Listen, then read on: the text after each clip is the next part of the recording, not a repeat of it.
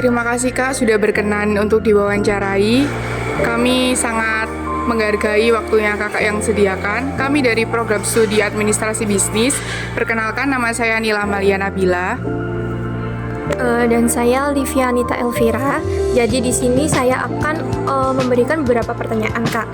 Nah, yang pertama itu tentang di Eskopi Indonesia ini tuh menggunakan metode tertutup atau terbuka seperti itu. Sebelumnya saya ucapkan terima kasih ya Kak atas pertanyaan yang sudah diberikan.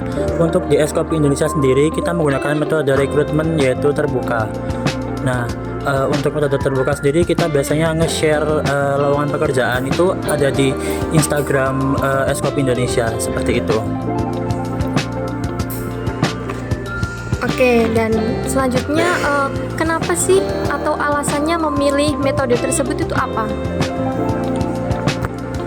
Untuk alasan spesifikasinya sih yang pasti ya kita di sini membuka lowongan pekerjaan untuk memberikan wadah kepada para job seeker biar dia tuh dapat pekerjaan dan juga mengurangi angka pengangguran di Indonesia.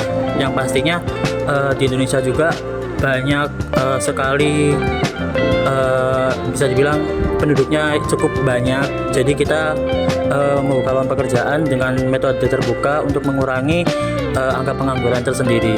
Terima kasih. Baik, nah setiap metode itu kan pasti ada kekurangan dan kelebihan ya Kak. Nah itu kekurangan dan kelebihan dari metode yang digunakan itu seperti apa?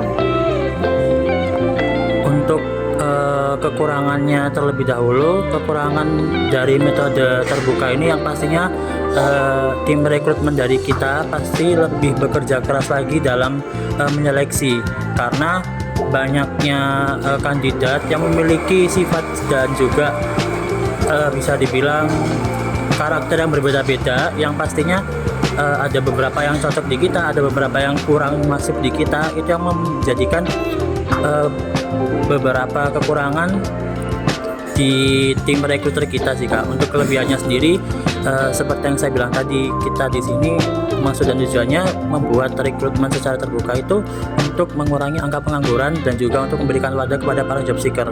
Jadi bisa dibilang kelebihan dari kita dan metode kita di rekrutmen terbuka itu tadi untuk membantu dan memberikan wadah kepada para job seeker tadi itu.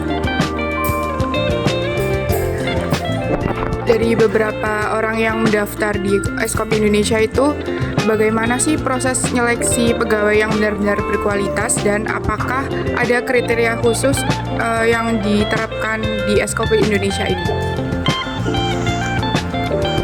Untuk kriteria tersebut kurang lebihnya yang pasti dicari yang benar-benar niat dan nggak main-main dalam dunia kerja sih Kak.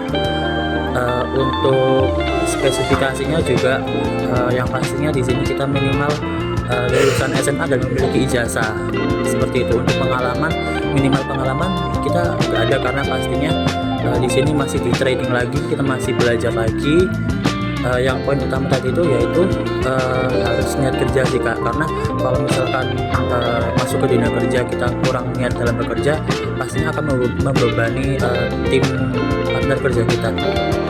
Berarti dari proses seleksinya itu ada pelatihannya lagi ya Kak untuk dibimbing menjadi karyawan di sini.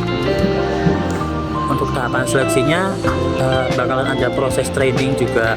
Kalau di awal proses rekrutmen tahapannya yang pasti ada screening administrasi terlebih dahulu, kayak contohnya berkas CV, surat lamaran, lalu lanjut ke proses interview. Interviewnya bersama HR kita. Nah, setelah dari situ nanti bakalan ada offering letter gitu sih, seperti itu. Kak, terima kasih atas jawabannya. Luar biasa sekali.